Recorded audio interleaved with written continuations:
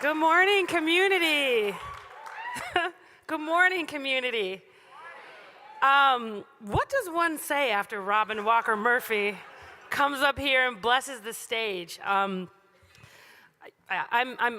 speechless. I wrote a few remarks, but I just want to stand in the beauty and power of this moment and really take this opportunity to say that I'm deeply grateful and the sense of love, possibility, and hope that is present in this community and in this space right now and in this moment is something that deeply inspires me and holds me up.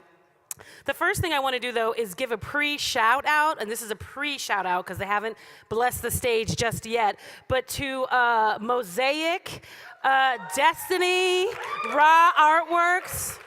Y'all are the truth. These young people are going to bless us with magic and possibility shortly.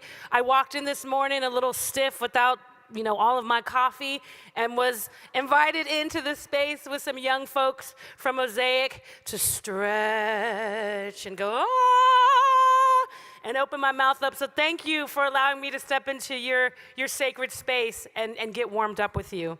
The next thing I want to do is thank the staff that's in this room. I'm talking about the staff at the hotel, the servers, the folks that are supporting us, who are walking around making sure that we are taken care of, that we are well fed.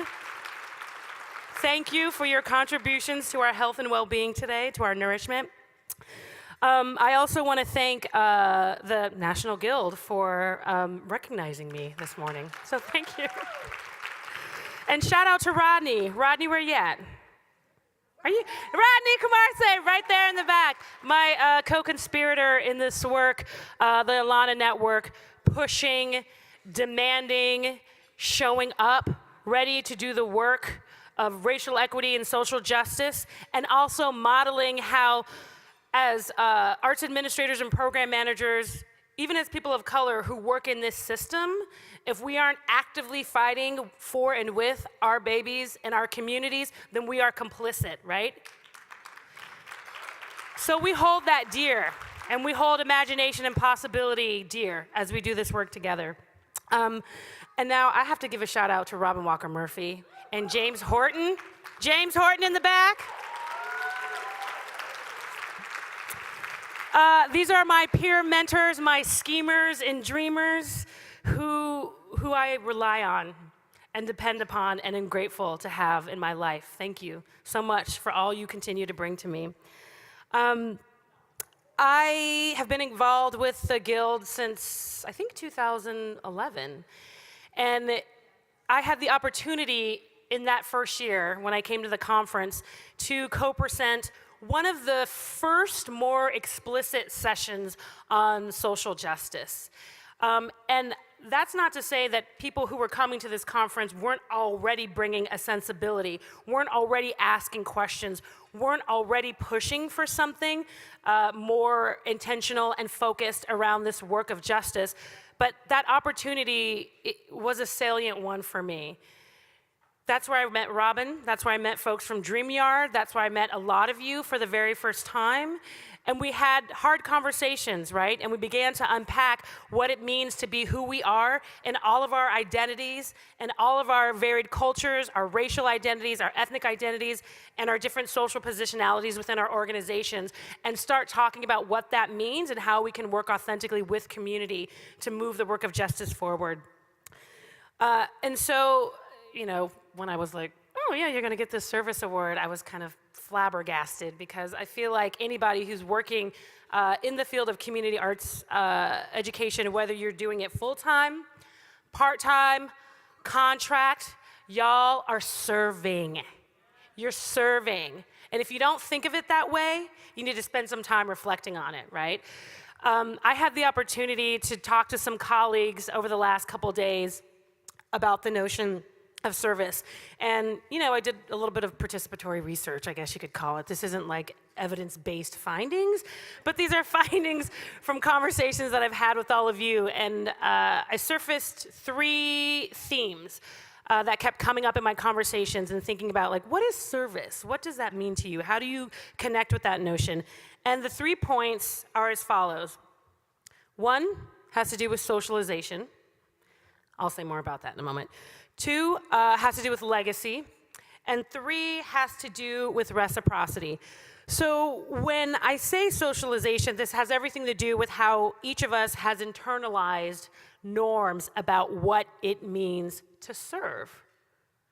That is shaped and informed by who we are and all the things that have had an influence on who we are, right? So that has everything to do with our race and ethnicity, our class, our gender, our education, even the traditions that we engage in within our families and within our communities. For example, I was raised in a military family. Any former military brats, Navy brats in the room? Yeah. And so, like, notions of service early on for me were really connected to the idea of, like, military service and duty. But it was complex, right? I want to pack that a little bit. When I think about my father and lots of young black men in the 40s, 50s, and 60s who were joining the military, they were serving both to be recognized, right, as men and human beings in their communities and in their country, but also they were serving their families, right? My father came from a family, a single mother, 6 sisters, and they were all working, and they were all serving. And his duty was to leave as a young man, not even 18, to go and work and fight for a country that wasn't trying to recognize him in order for him to be able to get resources to serve his family and serve his community, right? So that's part of my socialization when I think about the word service and how it initially lands with me. I was also raised in a family that went to church. Raise your hand if you had a church or spiritual practice where you had to go like at least like 3 times a week. No, I'm not playing. It was like Sunday morning, Sunday night, Wednesday evening, and all of the like activities in between. Through that, my folks really taught me about the notion of doing unto others and loving thy neighbor, right? And a lot of times that looked like meeting people at the grocery store who didn't have a place to go or who were asking for money and needed support, and welcoming them into our homes and into our lives and engaging in respectful and authentic relationship building, right? So that's another avenue of service by which I have been socialized to understand what that means. Now, legacy. This has a lot more to do, I think, with those deeper familial and cultural norms. My grandmother, my paternal grandmother, Lara Gertrude Lockhart Davis, for who I am named, was someone who, at that time, seemed an unlikely activist. But when I think about her history and her legacy, she is very much a likely activist, right? This is a sister who had an 8th grade education, who I've already said was a single mother raising 6 kids, who lived in Oxford, Mississippi in the 30s, 40s, 50s, and stormed the school board and demanded that her children and the young people in her community have access to transportation so they didn't have to walk 3 to 4 miles to school each and every day, right? So that kind of service is in my DNA as well. That is a legacy. When I think about legacy, I also think about the civil rights movement.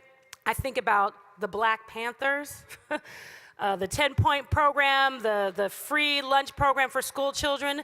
This is a kind of service that is about not a unidirectional giving, but what are the conditions in my community and how can I show up and serve in ways that better me and my community collectively, right? So that legacy, that rich legacy of service also shapes and informs how I show up. And lastly, this notion of reciprocity.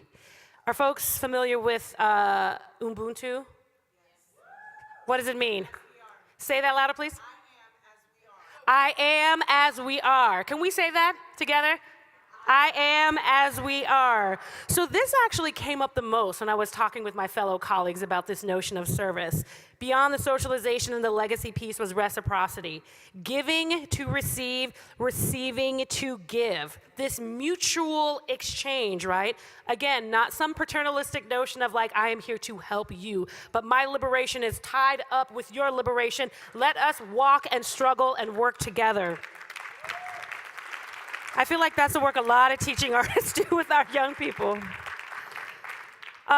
In this field, we talk a lot about serving young people, but I just want to underscore that this work is intergenerational, and this is about the collective health and well-being of our communities and that ecosystem. So if we don't care about young people's families and their neighborhoods and their opportunities, we don't care about what their teachers are getting paid or what their teaching artists are getting paid or what POC, culturally specific communities are being lifted up to do, then we're actually not serving our young people. So again, it's not just our young people, it's our young people and all of us.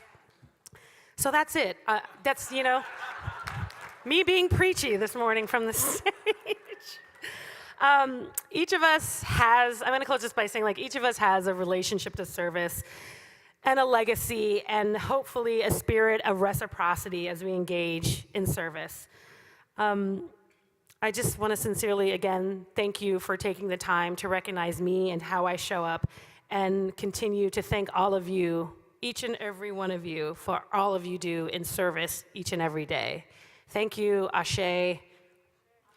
Ashe. Ashe. Ashe. Ashe.